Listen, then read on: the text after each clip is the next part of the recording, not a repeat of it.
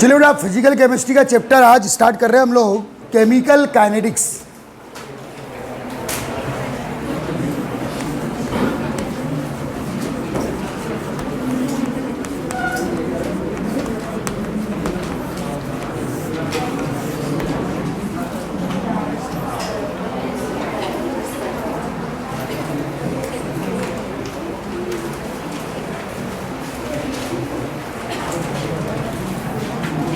देखिए बेटा, इस चैप्टर में हम लोग कोई भी रिएक्शन हो, चाहे ऑर्गेनिक या इनऑर्गेनिक, उसका रेट ऑफ रिएक्शन काउंट करेंगे। क्या काउंट करेंगे बेटा?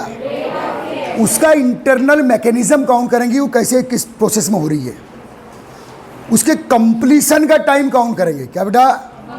उसके कंप्लीशन का 50% कंप्लीशन का टाइम, 75% कंप्लीशन का टाइम, 10% कंप्लीशन का टाइम, ये सब काउंट किया जाता है। स्लो रेट ऑफ रिएक्शन क्या होता है, फास्ट रिएक्शंस क्या होती है, ये सब काउंट करना है। आ रहा है समझ में? और बहुत ही इंटरेस्टिंग चैप्टर है, न्यूमेरिकल टॉपिक है। आ रहा है समझ में? तो केमिकल काइनेटिक्स में क्या बेटा? मोशन, वेलोसिटी, किसकी? लेकिन यहाँ रिएक्शन का रेट ऑफ रिएक्शन, रिएक्शन की वेलोसिटी चेक करेंगे। किसी रिएक्शन में रिएक्टेंट किस रेट से in accurate time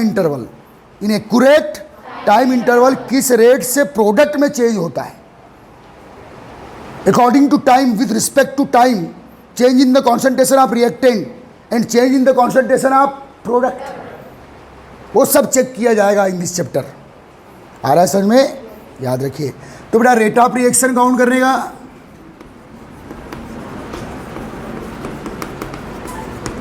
order of reaction, इस चैप्टर के टॉपिक बता दे रहा हूं बेटा। ऑर्डर ऑफ रिएक्शन, ये ऑर्डर, रेट ऑफ रिएक्शन क्या है, ऑर्डर ऑफ रिएक्शन क्या है, सब पढ़ेंगे हम लोग। यहाँ completion time of reaction,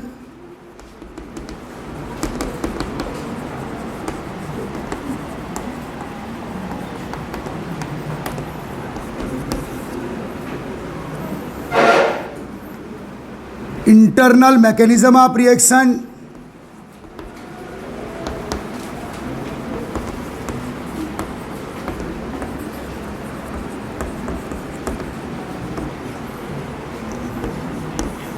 affecting factor of reaction, affecting factor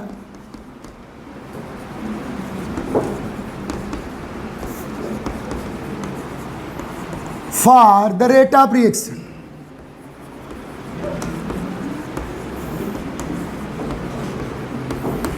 तो ये बड़ा मेन टॉपिक है इस चैप्टर के। इससे रिलेटेड वेरियस क्वेश्चंस और न्यूमेरिकल्स आएंगे आपके पास। लिख डालो, ये है केमिकल काइनेटिक्स से रिलेटेड सब टॉपिक्स जिन पे हमको स्टडी करना है।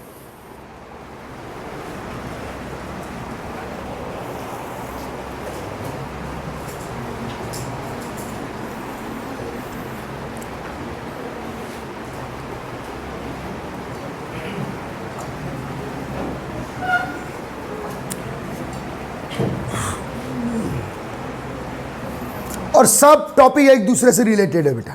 समझ में आ रहा है? याद रखिए।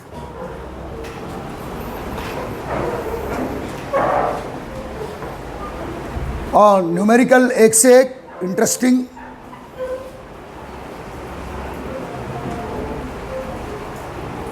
अभी टाइम है न्यूमेरिकल्स के लिए, पहले थ्योरी क्लियर होगी तो न्यूमेरिकल बनेगी। समझ में आ रहा है?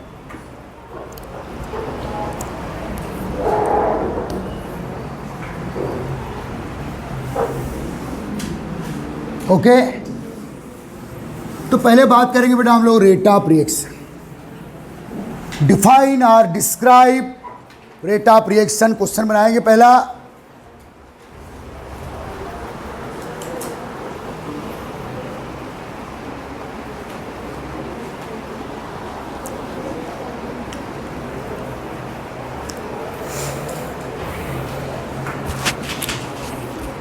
समझो इधर, देखिए बेटा, आपको मालूम है इन एनी रिएक्शन, ये जो रिएक्टेंट है बेटा, convert into product. In any reaction reactant convert into product. Suppose मान ले कि t इक्वल टू 0 पर, t इक्वल टू 0 म्हणजे अभी रिएक्शन स्टार्ट नहीं हुई है। t इक्वल टू 0 पर जो रिएक्टेंट है बेटा आर फॉर रिएक्टेंट का जो इनिशियल कॉन्सेंट्रेशन है, जो डिजायरेबल मैंने लिया हूं, t इक्वल टू 0 मीन्स अभी रिएक्शन स्टार्ट नहीं हुई है। t इक्वल टू 0 पर रिएक्टेंट का जो इनिशियल कॉन्सेंट्रेशन है वो A0 है। क्या है बेटा? A0 है। प्रोडक्ट क्या होगा? 0 होगा, क्योंकि अभी reaction start. t equal to T1 पर, t इक्वल टू T1 क्या है बेटा? रिएक्शन स्टार्ट होने के बाद का कोई टाइम, रिएक्शन स्टार्ट होने के बाद after 1 minute, after 1 second, after 30 minute, जो भी आप डिजायरेबल टाइम ले लो। t इक्वल टू T1 पर मान लो प्रोडक्ट कितना मिला बेटा? x। तो left concentration of reactant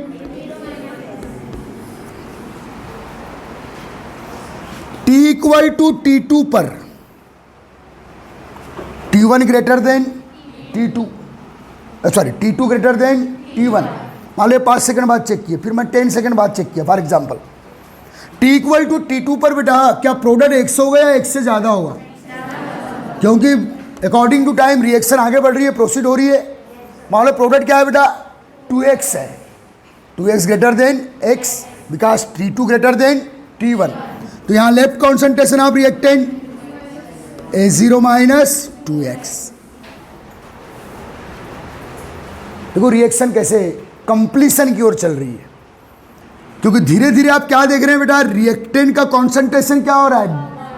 reduce हो रहा है, कम हो रहा है। प्रोडक्ट का कॉन्सेंट्रेशन इंक्रीज हो रहा है। आ रहा है समझ में?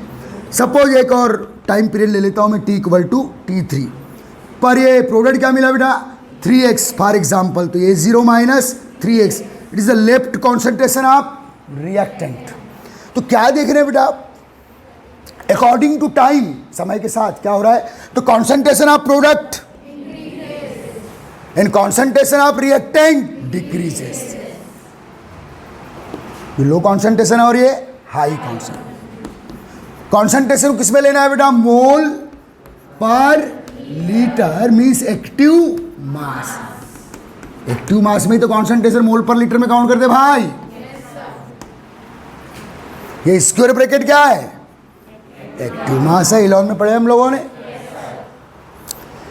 तो बेटा आप देखो, मुझे क्या काउंट करना है बेटा? ये जो रिएक्शन आपके सामने बोर्ड में मैंने एग्जांपल दिया, मुझे काउंट करना है बेटा रेट ऑफ रिएक्शन।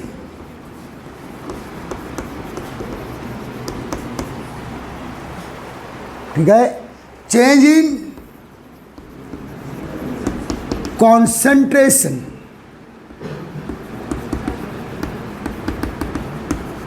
किसका?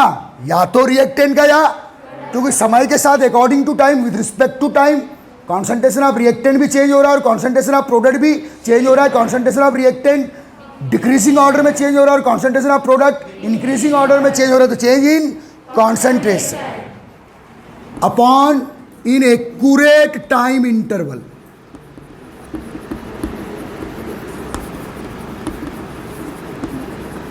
चेंज इन कॉन्सेंट्रेशन को मैं चेंज को del x, change in concentration किससे होगा बेटा? Del x. अरे एक्स फैक्टर में कॉन्सेंट्रेशन चेंज हो रहा है, देखो एक्स बढ़ा तो इधर एक्स कम हुआ, फिर एक्स 2x बढ़ा तो 2x कम हुआ। तो what is del x? Change in concentration in accurate time interval, del t. तो ये एक जनरल एक्सप्रेशन है किसका? रेट ऑफ रिएक्शन का। तो इस चैप्टर में जब भी मैं del x by del t लिखूंगा तो मैं लिख क्या रहा हूं? Rate of reaction. आ रहा है समझ में?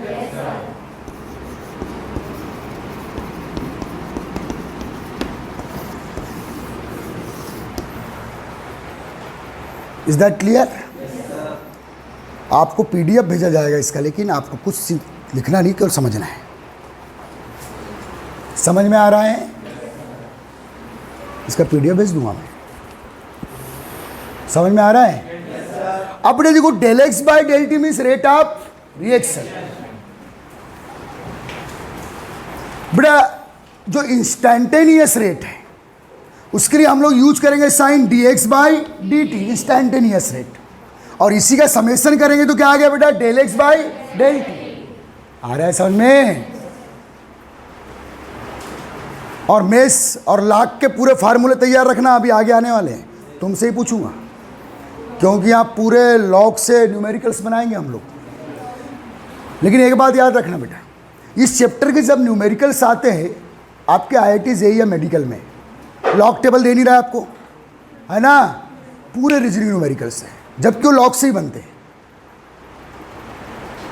लॉग टेबल दे नहीं रहा है, साइंटिफिक कैलकुलेटर अलाउ नहीं है, और न्यूमेरिकल पूछ रहा है, तो पूरे के पूरे कैसे रहते हैं, रीजनिंग न्यूमेरिकल्स रहते हैं। सोचना है आपको, तो वो रीजनिंग कब बनेगी, जब आपकी थ्योरियां क्लियर रहेगी। आ रहा है समझ में? इन सब के PDF आपको भेज दिया जाएगा, नोट्स उतार लोगे ना? हाँ ठीक है। अब देखिए बेटा, रेट ऑफ रिएक्शन को आप दो प्रोसेस से एक्सप्रेस कर सकते हो। मैंने क्या लिखा हूं, चेंज इन किसका, लेकिन ना तो रिएक्टेंट दिया हो ना तो प्रोडक्ट दिया हो। तो बेटा आगे बात कर रहा हूं मैं, समझना।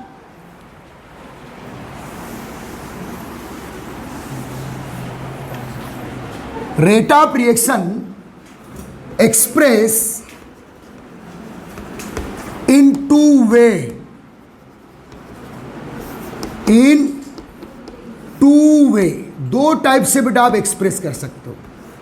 एक्सप्रेस इन टू वे कैसे? देखो, कॉन्सेंट्रेशन में चेंज रिएक्टेंट लेवल पे भी हो रहे हैं, और इसका एक का डिक्रीजिंग ऑर्डर में और एक का इंक्रीजिंग ऑर्डर में। आ रहा है समझ में? आपको ये बड़ा अच्छा क्वेश्चन आता है कि define the rate of reaction, तो क्या डेफिनेशन लिखोगे? Change in the concentration of reactant और product in accurate time interval known as rate of reaction. Formula ये देंगे, del x by del t एक एवरेज रेट है बेटा, और d x by d t instantaneous rate है। इसका summation करोगे तो del x by del t आ जाएगा। स्मॉल स्मॉल फ्रिक्शन को काउंट कर लो, ऐड कर दो किसके, कॉन्सेंट्रेशन के, और स्मॉल स्मॉल फ्रिक्शन टाइम को भी आप समेशन कर लो तो क्या आ जाएगा बेटा, डेल टी। आ रहा है समझ में? अब देखिए, दो टाइप से बेटा rate of reaction express in two way. Number one, at reactant level,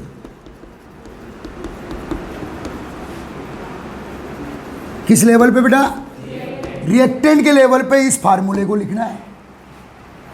जो क्वेश्चन मैंने आपको लिखा है उसका आंसर अभी चल रहा है, ये सब छुपा छुपाया आंसर आपको भेज दिए जाएंगे।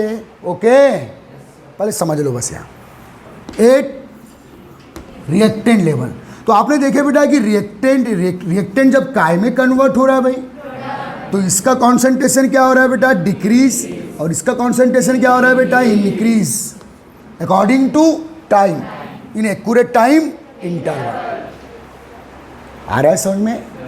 अब देखिए, एट रिएक्टेंट लेवल आपको रेट एक्सप्रेस करना है, तो del x by del t word में बोलो रेट ऑफ रिएक्शन, किस लेवल पे, reactant, increases concentration of, sorry, decreases concentration of reactant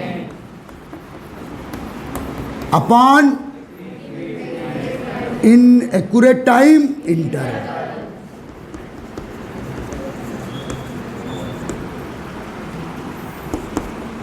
decreases concentration of reactant upon, तो बोले देखो माइनस क्यों लगा रहा हूं बताऊंगा। कॉन्सेंट्रेशन क्या हो रहा है, डिक्रीज।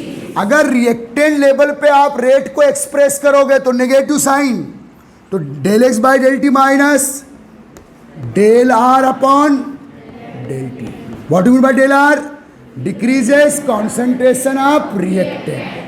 भाई चेंज इन कॉन्सेंट्रेशन, तो चेंज किस टर्म में हो रहा है, डिक्रीजिंग। आ रहा है समझ में? ये नेगेटिव साइन किसके लिए लगा है, decreases concentration of reactant according to time. समय के साथ रिएक्टेंट का कॉन्सेंट्रेशन क्या हो रहा है बेटा, डिक्रीज। ये नेगेटिव साइन रिएक्टेंट के डिक्रीजिंग कॉन्सेंट्रेशन को शो कर रहा है। एक बात कान खोल के सुन लो, रेट ऑफ रिएक्शन निगेटिव मत काउंट करना। रेट ऑफ रिएक्शन कभी भी निगेटिव नहीं होती। ये माइनस साइन किसको इंडिकेट कर रहा है कि अकॉर्डिंग टू टाइम, समय के साथ रिएक्टेंट का कॉन्सेंट्रेशन क्या हो रहा है, डिक्रीज हो रहा है, उसको शो कर रहा है। यहां रेट निगेटिव नहीं है। ओके हाँ, और अकॉर्डिंग टू टाइम प्रोडक्ट का कॉन्सेंट्रेशन क्या हो रहा है बेटा, इंक्रीज हो रहा है। तो del x by del t, word में बोलो rate of reaction is equal to increases of product upon time interval.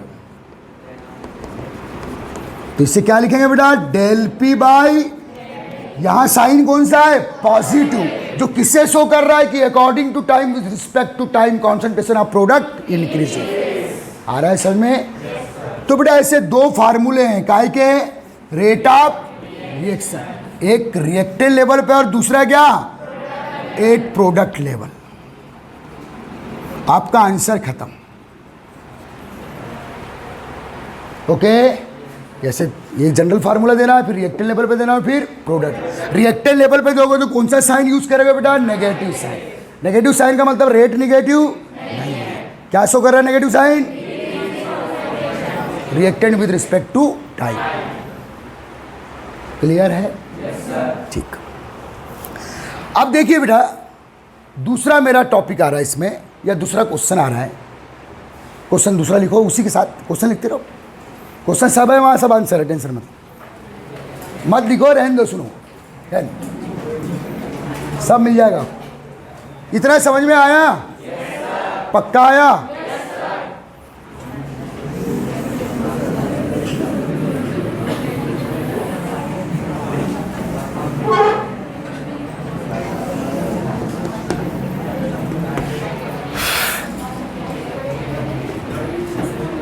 देखो बेटा, समझना इस चैप्टर को। और मैं पहला पीडीएफ तो भेजूंगा, और आपको अगर समझ में नहीं आएगा तो ऐसा बोला, फिर वैसे ही पढ़ाऊंगा जैसे पढ़ा रहा हूँ। आ रहा है समझ में? चलो आज का पीरियड ऐसे करके देख लेते हैं। दूसरा एक क्वेश्चन मैं डिजाइन कर रहा हूं बेटा, what is a rate equation. क्या बेटा, व्हाट इज अ, यहां से फर्स्ट टाइम न्यूमेरिकल स्टार्ट होते हैं इस क्वेश्चन से। What is a rate equation.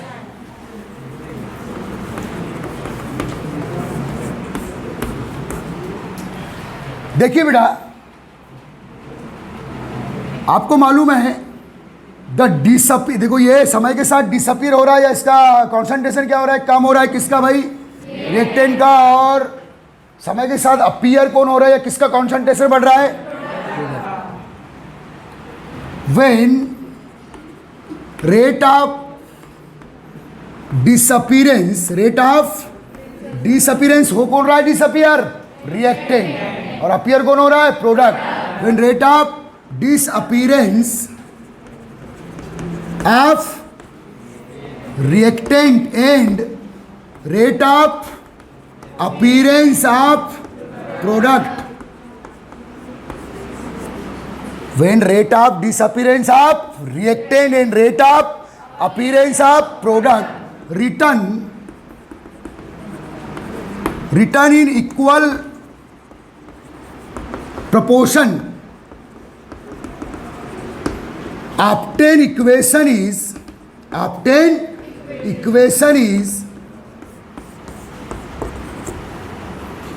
rate equation। क्या बेटा,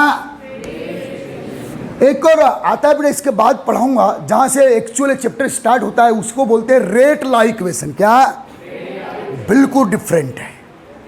ये मैं क्या पढ़ा रहा हूं आपको, रेट इक्वेशन। कब बनेगा बेटा रेट इक्वेशन, कब आपके सामने आएगा, जब rate of disappearance of product को किसके इक्वल करके लिखोगे, क्योंकि जिस रेट से, जिस एक्यूरेट टाइम इंटरवल में रिएक्टेंट जिस रेट से कम होगा, प्रोडक्ट उसी रेट से बढ़ेगा। रिएक्टेंट जिस रेट से डिसअपीयर होगा, प्रोडक्ट उसी रेट से अपीयर होगा। और दोनों की रेट को अगर आप इक्वल प्रोपोर्शन में इक्वल करके लिख रहे हो, तो जो इक्वेशन आपको मिलेगा, दिस कॉल्ड रेट इक्वेशन।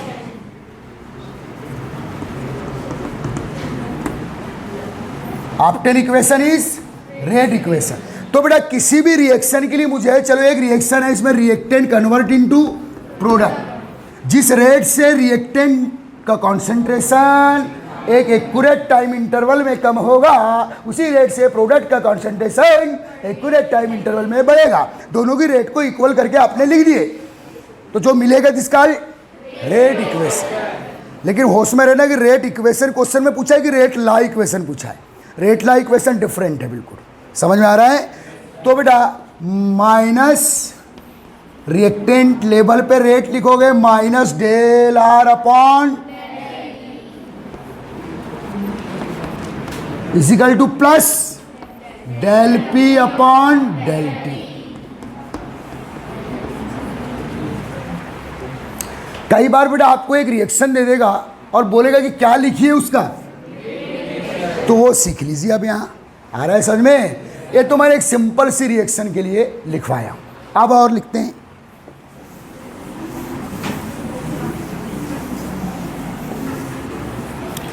चलिए बेटा रिएक्शन है A plus B equal to जे convert into C plus D. Reaction A plus B convert into, इस रिएक्शन के लिए आपको रेट इक्वेशन लिखना है। तो बेटा जिस रेट से ए रिड्यूस होगा उसी रेट से बी रिड्यूस होगा, दोनों रिएक्टेंट है ना, और जिस रेट से दोनों डिसअपीयर होंगे उसी रेट से ये दोनों, और जिस रेट से सी अपीयर होगा उसी रेट से डी अपीयर होगा। Means rate of disappearance of A equal to rate of disappearance of B, rate of appearance of equal to rate of appearance of C equal to rate of appearance of D. तो कैसे लिखोगे, देखो इसका rate equation minus d A, जो concentration term है उसको square, जो concentration term है उसको square bracket active mass mole per litre term में लिखोगे। तो minus d A upon d t is equal to minus d B upon d t is equal to plus d C upon d t is equal to d D upon d t. ये instantaneous rate लिख दिया मैंने। D की जगह del लगा सकते हैं आप, कोई दिक्कत नहीं है। तो मैंने इस रिएक्शन के लिए क्या लिखा बेटा, अच्छा इधर ध्यान दो, इस रिएक्शन में ए के साथ किसको मल्टीप्लाई किया हो, 1, बी के साथ भी कौन है 1, सी के साथ भी कौन है 1, डी के साथ भी कौन है 1। Equal number of reactant, 1 mole of reactant plus 1 mole of second reactant plus 1 mole of C product plus 1 mole of D product. यहाँ 1 1 है ना, अंडरस्टूड है ना भाई। ये क्या लिखना सीख रहे हैं हम लोग, तो अभी तक कोई प्रॉब्लम है।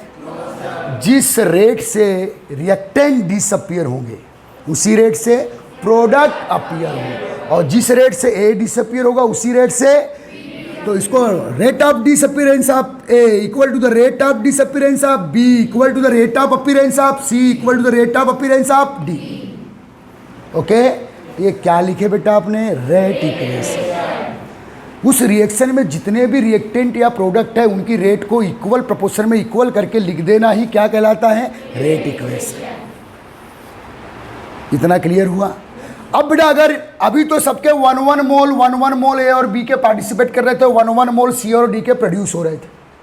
हाउ बोल, अब एक मिनट समझना बेटा, रिएक्शन है A plus 2b is equal to convert into 3c plus D. अब बेटा ए का 1 mole react with 2 mole of B produce 3 mole of C plus 1 mole of D. अब अगर आपको रेट इक्वेशन लिखना है तो होश में रहना पड़ेगा। अब बेटा जब आप रेट इक्वेशन लिखोगे तो जो नंबर ऑफ मोल है जो रिएक्शन में क्या है, पार्टिसिपेट है।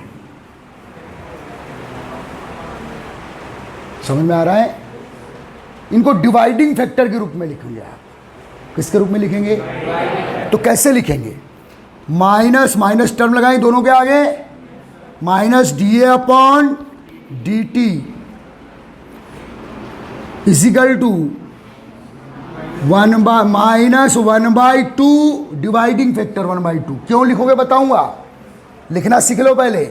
D B upon d t is equal to 1/3 d C upon d t is equal to d D upon d t, ये बेटा रेटिंग। तो जो नंबर ऑफ मोल्स है उनको किसके फॉर्म में लिखेंगे बेटा? डिवाइडिंग फॉर्म में। आ रहा है समझ में? ओके, क्यों लिखेंगे वो मैं बता दे रहा हूं, उसको ऐसे समझा दे रहा हूं। चलिए बेटा, एक रिएक्शन है A plus 2B is equal to C। ध्यान देना, मैंने A और B के 10 मोल रखा, A और B के 10 मोल लिया रिएक्शन में। हाउ बोलो? A और B के, आपको पता है कि जिस रेट से A डिसअपियर होगा उसी रेट से, जिस रेट से A डिसअपियर होगा उसी रेट से, ये मैंने नंबर ऑफ मोल्स को डिवाइडिंग फैक्टर के फॉर्म में क्यों रखा? जब मुझे क्या लिखना था? Rate equation. तो हर स्पीशीज के नंबर ऑफ मोल को मुझे डिवाइडिंग फैक्टर के रूप में या मल्टीप्लाई करके लिखना, डिवाइडिंग फैक्टर के रूप में लिखना पड़ेगा। मल्टीप्लाई करना पड़ेगा, या 1/2 यहाँ मल्टीप्लाई करना पड़ेगा 1/3। तो क्यों? यहां समझो, तो इसका भी कितना मोल लिया बेटा मैंने, और इसका भी कितना मोल लिया, लेकिन इसके आगे 2 मल्टीप्लाई, तो ये एक्चुअल कितना हो गया? ये कितना हुआ? 10। तो आ जाओ डी ए क्या है? कॉन्सेंट्रेशन इन मोल पर D10/dt। तो ये कितना हुआ? D20/dt। लेकिन यहाँ मल्टीप्लाई किसको कर दूं? 1/2 को, या डिवाइड कर दूं तो आ गया ये भी 10। तो हो गई रेट सेम। ऐसे नहीं आया समझ में? इसीलिए जो नंबर ऑफ मोल्स को रेट इक्वेशन में इच स्पीसीज के साथ, इच रिएक्टेंट या प्रोडक्ट के साथ किस फॉर्म में? डिवाइडिंग फैक्टर के फॉर्म में रखना पड़ेगा, क्योंकि रेट को इक्वल करके दिखाना है। आ रहा है समझ में? मैंने क्या बोला कि इसके मैंने 10 मोल लिया, डिजायरेबल मोल, इसके भी क्या लिया बेटा? 10 हुआ। लेकिन इसके कितने मोल पार्टिसिपेट कर रहे हैं बैलेंस इक्वेशन में? 2। तो ये कितना हो गया? 20। अब ये तो D10/dt हुआ, अब ये कितना हो जाता? D20/dt। लेकिन अगर मैंने किसको डिवाइड कर दिया? 1/2 को डिवाइड कर दिया, या 2 को 1/2 को मल्टीप्लाई कर दिया, या 2 को क्या कर दिया? डिवाइड। ये भी D10/dt हो गया और ये भी D10/dt हो गया। नहीं आया समझ में? इसलिए नंबर ऑफ मोल्स को डिवाइडिंग फैक्टर के फॉर्म में रखना है। आ रहा है समझ में? ओके, ये उसका रीजन है, ताकि रेट ऑफ रिएक्शन हम सेम बता सकें। एग्जाम्पल का एक तरीका है। आ रहा है समझ में?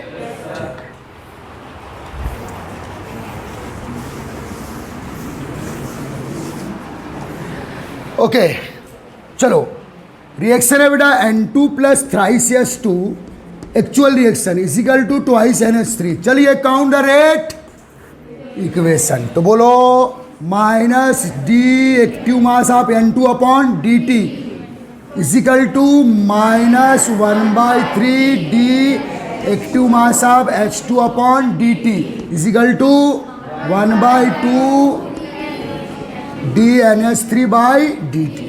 ये रेट इक्वेशन लिखना। और यदि आपको रेट इक्वेशन लिखते आ गया तो अब न्यूमेरिकल बनेंगे। चलो इसके कुछ रीजनिंग क्वेश्चन आते हैं, MCQs, वो कर ले। चलिए क्वेश्चन लिखिए, रफ में लिखिए, फिर तो आप घर में करना, PDF भेज दूंगा ना।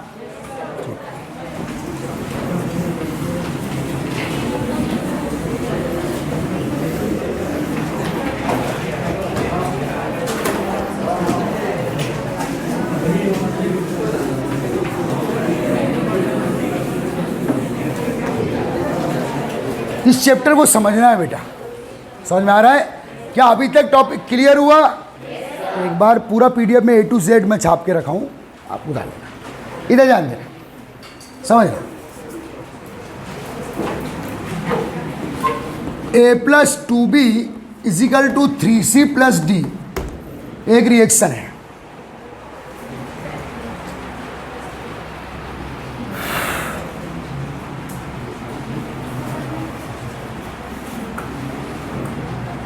What is the rate of disappearance of C? Question लिख। ये पहले रिएक्शन लिखा क्वेश्चन में। अरे क्वेश्चन में रिएक्शन लिखा गया रे भाई। What is the rate of disappearance of C?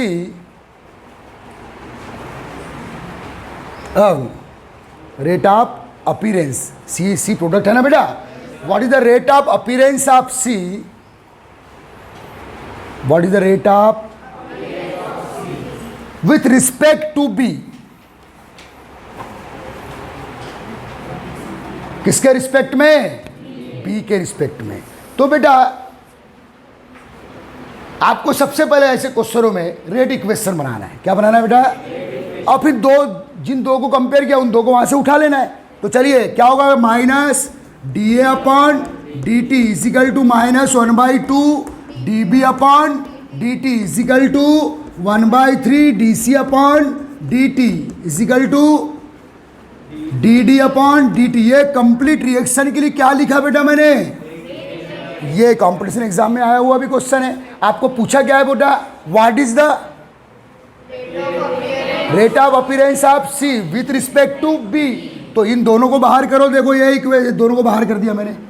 अब यहां से मुझे क्या काउंट करना है, d C by d t. अरे d C by d t क्या है, rate of appearance of C, यही है ना। मल्टीप्लाई कितना था 1/3, और विथ रिस्पेक्ट टू किसके पूछा है, बी के, ये कितना था 1/2 d B by d T.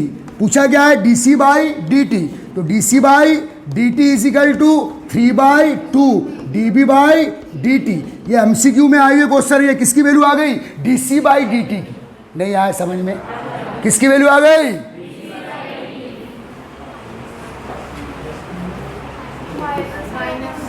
Minus लगाए, माइनस रहेगा ना, मैंने लगाया, अंडरस्टूड है, यहाँ रहेगा minus. Minus d C by d t is equal to 3/2 d B by d t. Understood, okay. ये एमसीक्यू बहुत आया ऐसे क्वेश्चनों में।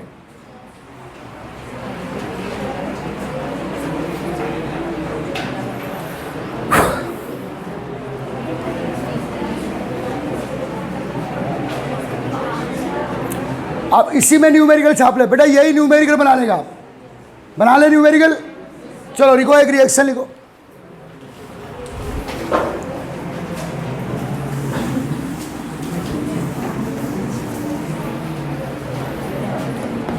N2 plus thrice S2 is equal to twice NH3।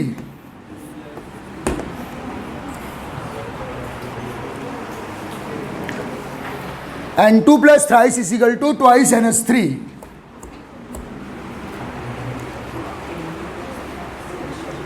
ठीक है बेटा, in this reaction the rate of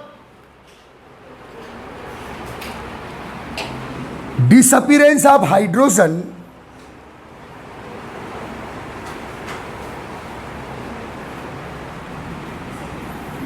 is 2 into 10 to the power minus 5 mole per liter per second।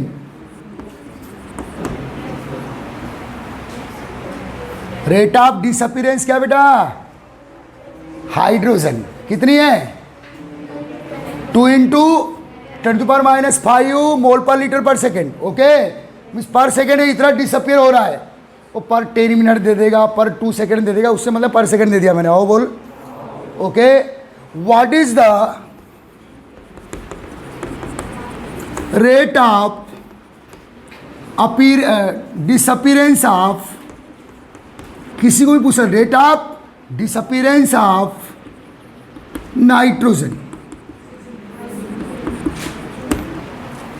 तो पहले क्या बनाएंगे बेटा, बस ओके, पूरा रेट इक्वेशन बनाएंगे और दो फैक्टर को वहां से निकालेंगे जिन दोनों कंपेयर कर रहा है वो।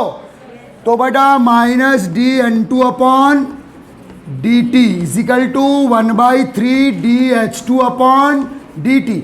अब देखो ए भैया, ये 2 into 10 to the power minus 5 mole per litre पर सेकंड का है रे, अरे D H two upon d T, rate of disappearance of hydrogen. तो 2 into 10 to the power minus 5/3, ये क्या आ गया बेटा, d N two upon d t. Okay, ये इसकी वैल्यू दे दिया ना क्वेश्चन में, d H two upon d t को वर्ड में बोल, rate of disappearance of hydrogen. Okay, minus रहेगा, लेकिन रेट निगेटिव नहीं, इसलिए माइनस माइनस खा जाना ना रे भैया, माइनस तो लिखा जाता है, माइनस का तो रेट निगेटिव बता दिया आपने, तो कैंसिल हो गया। समझ में आ रहा है ना?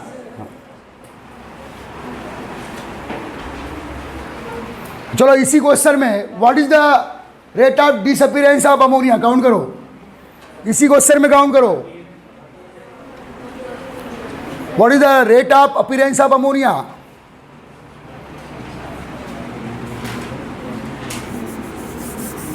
तो इसके साथ इसको कंपेयर कर लो बेटा।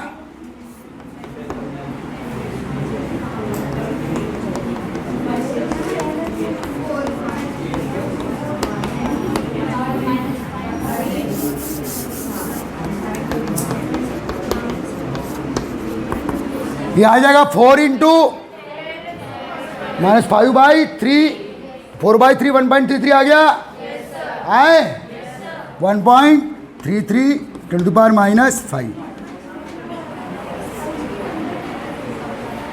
क्लियर है?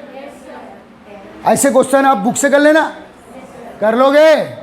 टेक्स्ट बुक में इसी रेट इक्वेशन से रिलेटेड बहुत सारे क्वेश्चंस हैं, छाप लेना। आ रहा है समझ में?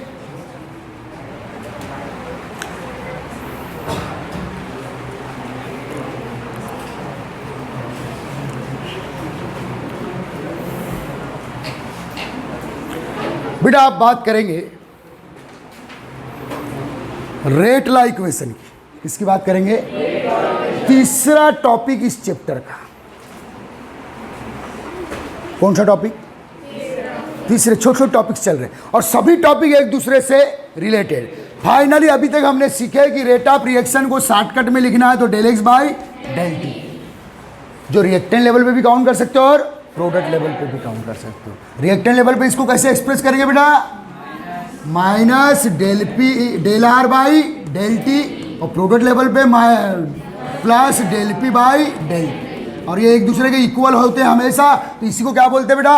Rate equation. समझ में आ रहा है? क्लियर है? समझ में आया इतना? हाँ, PDF पूरा मिल जाएगा, टेंशन मत लो, A to Z। अब इधर ध्यान दो,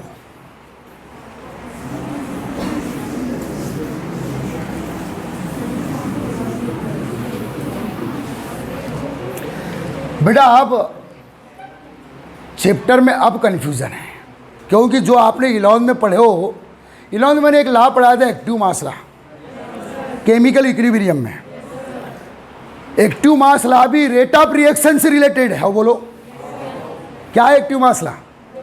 rate of any chemical reaction directly proportional to the active mass of reactant. If 2 or more than 2 reactant अगर पार्टिसिपेट है तो directly proportional to cross product of active mass of reactant और number of mole को किसके रूप में ठोक रहे थे? पावर के रूप में। याद आ गया? देखो बेटा, रेट से रिलेटेड 2 लॉ है, समझना। आप यहां से टर्निंग पॉइंट है पूरा चैप्टर, लास्ट तक बोल रहा हूं। रेट से रिलेटेड 2 लॉ है बेटा। एक है एक्टिव मास लॉ,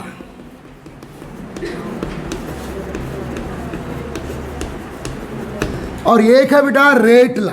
क्या?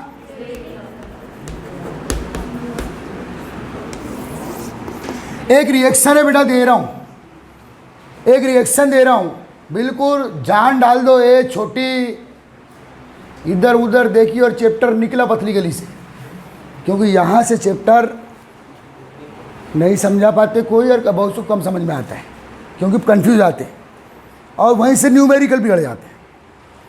और मैं आपके दिमाग में ऐसा भरूंगा कि साफ भी करोगे तो निकलेगा दिमाग से। एक रिएक्शन लिख रहा हूँ बेटा, A+2B = प्रोडक्ट। प्रोडक्ट कौन सा बनता है उससे अपने को मतलब नहीं है, ठीक है? इसके लिए मुझे क्या बनाना है बेटा? रेट को एक्सप्रेस किया जाए। Rate expression done by 2 law. Rate expression done by एक ये रेट लॉ नया आपकी लाइफ में आ रहा है। तो बेटा एक्टिव मास लॉ क्या बोलता है कि रेट ऑफ रिएक्शन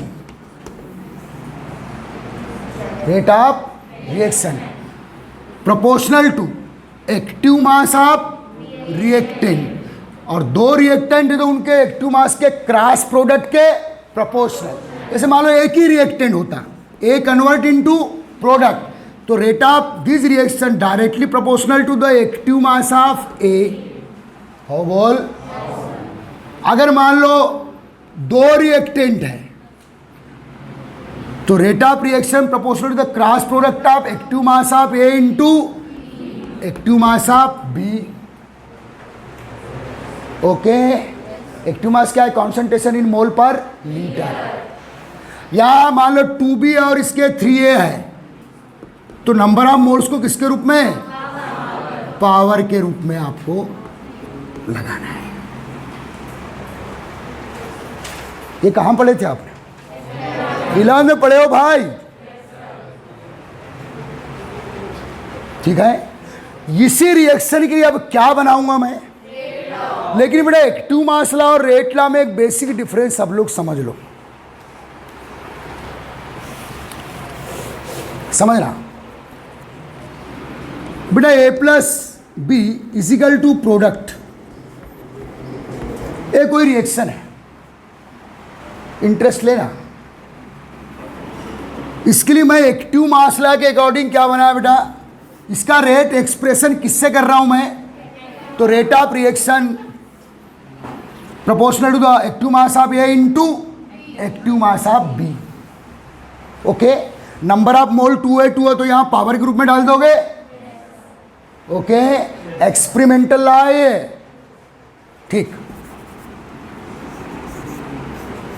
अब इसी रिएक्शन के लिए मुझे क्या बनाना है बेटा? अभी मैंने इसके लिए क्या बनाया? Active mass law equal to क्या बेटा? के क्या है? Rate constant. के क्या है? Active mass of A into active mass of. तो इसको क्या बोलूंगा आप? इसको क्या बोलेंगे आप? इसे एक्टिव मास लॉ इक्वेशन क्या बोलेंगे बेटा? एक्टिव मास लिखे आपने तो एक्टिव मास लॉ इक्वेशन बन गया। अब इसी रिएक्शन के लिए मैं क्या बना रहा हूं? रेट लॉ और एक्टिव मास लॉ में बेसिक डिफरेंस समझ लो। ये किसी एक पर्टिकुलर टाइम पे काउंट करना है रेट। यहां किसी पर्टिकुलर टाइम पे बात नहीं करता कौन? ये तो सीधे बोलता है कि किसी भी रिएक्शन की रेट उस रिएक्शन में पार्टिसिपेट रिएक्टेंट के एक्टिव मास या concentration in mole per litre के सीधे क्या होता है? प्रोपोर्शनल। किसी पर्टिकुलर टाइम पर रेट काउंट नहीं करता कौन? लेकिन रेट लॉ एक पर्टिकुलर टाइम पर रेट काउंट करता है, ध्यान देना। चलो, इसका इनिशियल कॉन्सेंट्रेशन A0 है, इसका B0 है, इनिशियल प्रोडक्ट 0। अब मान लो T इक्वल टू T1 पे प्रोडक्ट क्या बना बेटा? X। तो ए लेफ्ट यहाँ A0 माइनस एक्स, यहाँ B0 माइनस एक्स, दोनों का कंट्रीब्यूशन है ना यहाँ। T इक्वल टू T2 पे फिर से ये कितना बेटा? 2x। तो A0 minus 2x, B0 minus 2x। कोई दिक्कत? रेट लॉ किसी एक पर्टिकुलर रिएक्शन स्टार्ट होने के बाद, रिएक्शन किसी टाइम पे, एक स्पेसिफिक टाइम पे रेट काउंट करना है तो किससे करोगे? यहाँ कोई टाइम की बात नहीं है, सीधे बोलता है कि rate of any chemical reaction directly proportional to concentration of reactant which participate in reaction. आओ बोल।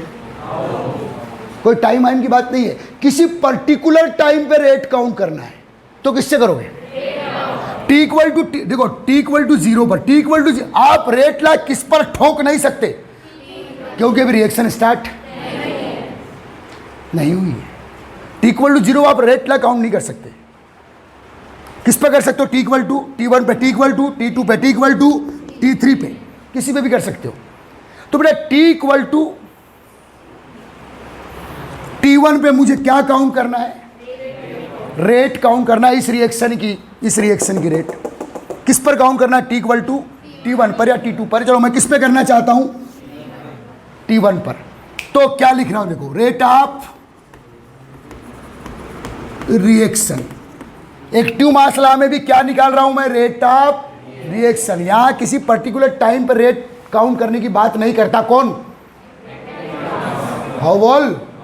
रेट लॉ से आप किसी एक पर्टिकुलर टाइम, रिएक्शन स्टार्ट होने के बाद किसी एक पर्टिकुलर एक स्पेसिफिक टाइम पे रेट काउंट कर सकते हो। बोल। Proportional to t equal to T1 पर लेफ्ट कॉन्सेंट्रेशन क्या है, बोलना, बोल, A0 minus x at t equal to T1। Rate ला किसी पर्टिकुलर टाइम पे ही रेट काउंट करने के लिए एक्सप्रेस किया जाता है। हाउ, बोल, proportional to A0 minus x B0 minus x. ध्यान देना, अभी तक तो आपको सेम ही लग रहा होगा। अरे ये भी तो कॉन्सेंट्रेशन है, left concentration of A and B, left concentration of A and B, ये तो इनिशियल था बेटा। मेरी बात समझो, अगर इस रिएक्शन में ये 2 होता और या 3 होता नंबर ऑफ मोल, बिल्कुल होश में आ जाओ, तो जब एक्टिव मास लॉ से क्या बनाएंगे हम, रेट लॉ इक्वेशन, तो A raise to power B raise to power, तो यहां भी A raise to power 2 B raise to power 3। Number of moles को किसके रूप में रखेंगे। अब यहां जब इसी रिएक्शन के लिए मुझे क्या बनाना है, तो रेट ऑफ रिएक्शन है T equal to T1, A0 minus x की पावर पता नहीं, B0 माइनस एक्स की पावर पता नहीं। मैं अपने तरफ से अप्लाई, इन दोनों में यही अंतर है। नहीं आए समझ में, आए, देखो ये कॉन्सेंट्रेशन स्टेप है, ये भी कॉन्सेंट्रेशन स्टेप है, किस पर, टी इक्वल टू, ले यहां पावर मैंने तो बैलेंस इक्वेशन है। एक्टिव मास लॉ में कॉन्सेंट्रेशन स्टेप पे जो पावर लगाया वो किसको देखकर लगा दिया, बैलेंस इक्वेशन को देखकर लगा दिया। लेकिन रेट लॉ में कॉन्सेंट्रेशन स्टेप पे कौन सी पावर लगाऊंगा, मेरे हाथ में हाउ, बोल, कुछ भी आ सकती है, क्योंकि वो एक्सपेरिमेंटली आती है।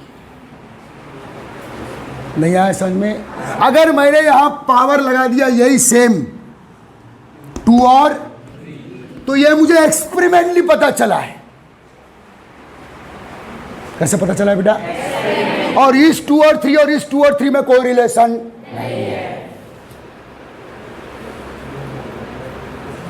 आ रहा है समझ में, पता चल रहा है। मैंने इस रिएक्शन के लिए एक्सपेरिमेंट किया और यहां का पावर 1 आया और यहां का पावर 2 आया, तो मेरे दिमाग में घंटी बजेगी कि इस रिएक्शन में ए का 1 मोल, ए का कॉन्सेंट्रेशन है ना, ए का 1 मोल और बी का 2 मोल रेट ऑफ रिएक्शन को डिटरमाइन कर रहा है। किसको बेटा, को डिटरमाइन कर रहा है।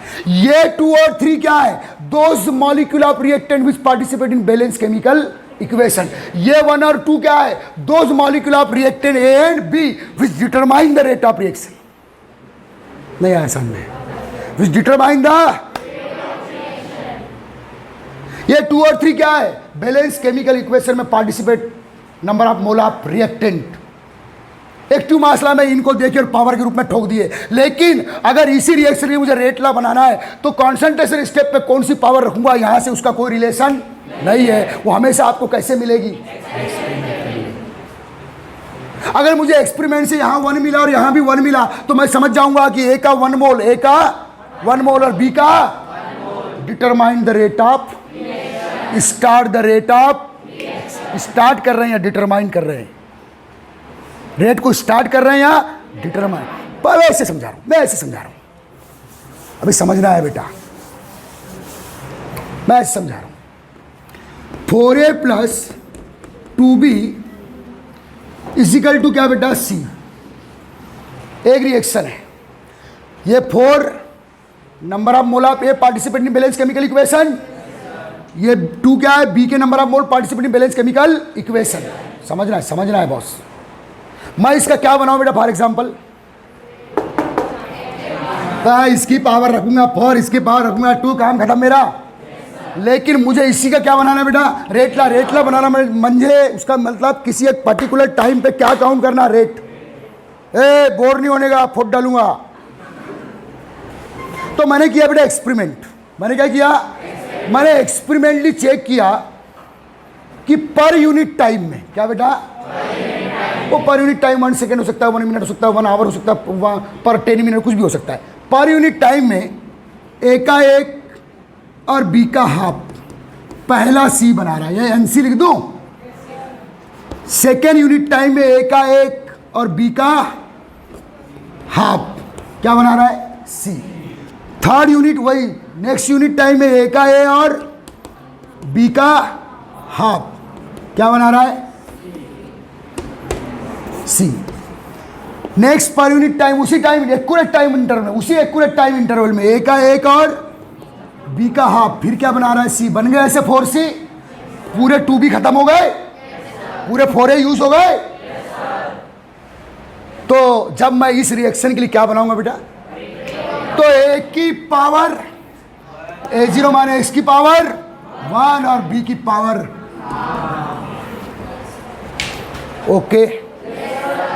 तो ये वो मॉलिक्यूल है ए और बी के जो पर यूनिट टाइम में प्रोडक्ट में चेंज होते हैं या रेट ऑफ रिएक्शन को डिटरमाइन करते हैं, या रिएक्शन को स्टार्ट कर रहा है, देखो, या रिएक्शन को स्टार्ट करते हैं। नहीं आया समझ में।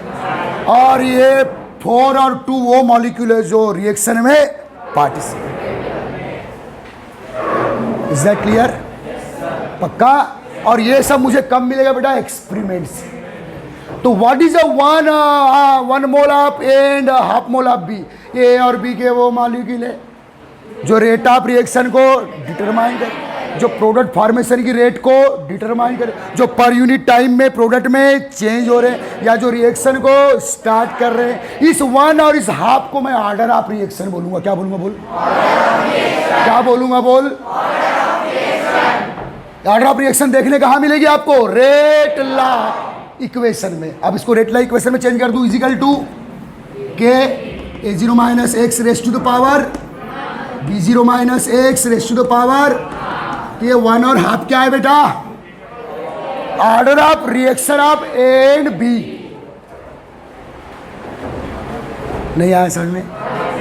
तो ये 1 और हाफ रिएक्टेंट ए और बी के उन मॉलिक्यूल्स के नंबर है जो रेट ऑफ रिएक्शन को डिटरमाइन कर पर यूनिट टाइम में प्रोडक्ट में चेंज हो रहे हैं या रिएक्शन को स्टार्ट कर रहे हैं।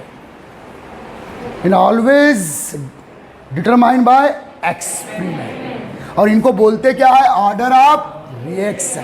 क्या बोलते बेटा, और ये जो बना इसको क्या बोलेंगे बेटा, रेट लॉ इक्वेशन। और ये क्या है बेटा, दोनों में अंतर बताओ। ये किसी पर्टिकुलर टाइम पे काउंट, किसी एक स्पेसिफिक टाइम पे काउंट करना पड़ता है। आ रहा है समझ में? ओके। तो बेटा मैं आज के लेक्चर का PDF भेज दूंगा और कल से मुझे क्या पढ़ाना है, आंसर दूंगा उसका। समझ में आ रहा है?